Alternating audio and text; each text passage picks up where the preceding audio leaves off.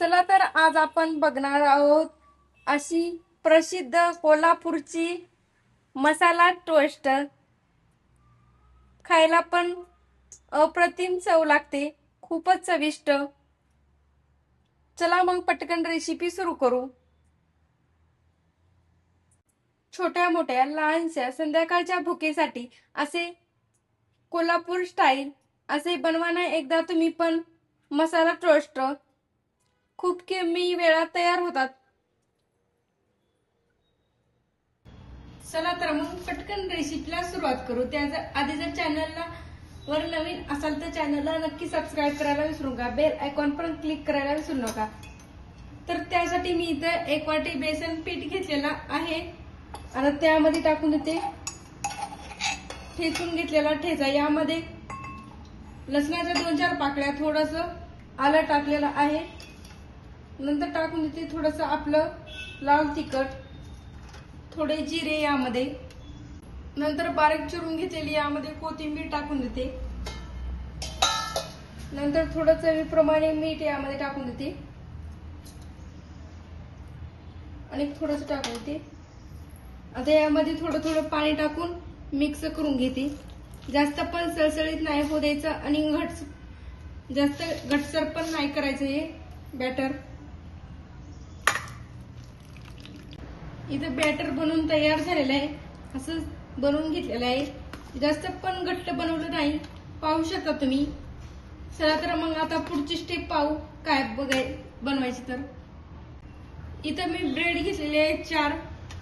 आपल्याला कोल्हापूरचा तर टोस्ट मिळणारच नाही तर गुबगुबीत, ते गुबगुबीत राहतो।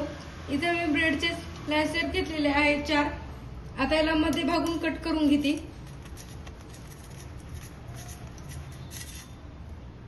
इथं असे कट करून घेतलेले आहेत। इथं बॅटर पण तयार झालेला आहे, खूप छान।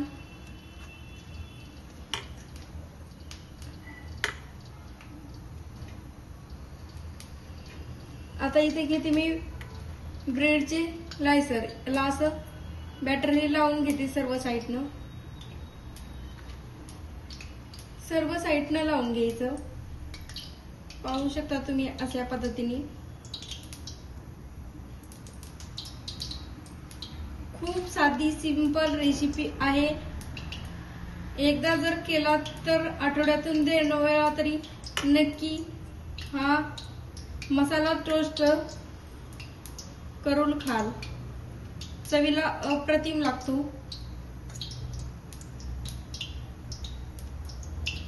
आता सर्व साईडने लावून घेतलेला आहे। तेल पण गरम आहे, आता हे तेलामध्ये सोडून देते।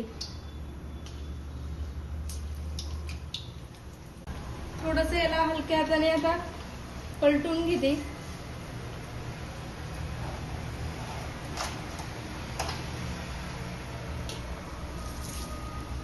दोन्ही साईड लालसर रंग येईपर्यंत खरपूस अशा तळून घ्यायच्या।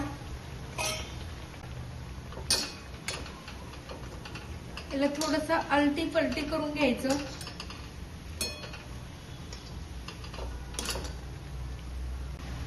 इथे तळून तयार आहे असा खरपूस आणि रंग पण सुरेख आलेला आहे। वा, आता तेल सर्व नितळून घ्यायचं। आता तळून घेतल्यानंतर इथे प्लेट मध्ये मी काढून घेते। आता राहिलेली टोस्ट तळून घेते मी। इथे तयार आहेत आपले खाण्यासाठी मसाला टोस्ट। कमी साहित्यात कमी वेळात पटकन रेसिपी तयार होते। कशी वाटली मसाला टोस्टची रेसिपी कमेंट बॉक्स मध्ये नक्की सांगा। व्हिडिओ आवडला असेल लाईक करा, कमेंट करा आणि चॅनलला सबस्क्राईब केलं नसेल तर नक्की करा। व्हिडिओ पाहिल्याबद्दल धन्यवाद। भेटू अशा साध्या सोप्या रेसिपी सोबत। तोपर्यंत मजेत राहा, खुश राहा, आनंदात राहा आणि एक महत्त्वाची गोष्ट खात राहा।